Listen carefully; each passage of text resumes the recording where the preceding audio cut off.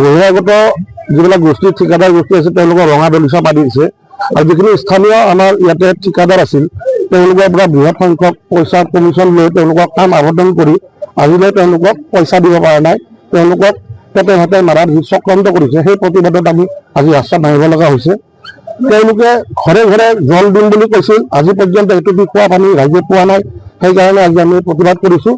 আৰু যিহেতু ঠিকাদাৰৰ পইচা তেওঁলোকে আমি গম পোৱা মতে কেন্দ্ৰীয় চৰকাৰৰ পৰা পইচাবিলাক আমি বিভিন্ন ঠিকানত তেওঁলোকে খৰচ কৰিছে, ঠিকাদাৰে তেওঁলোকৰ প্ৰাপ্য পইচাবিলাক এতিয়াও পোৱা নাই।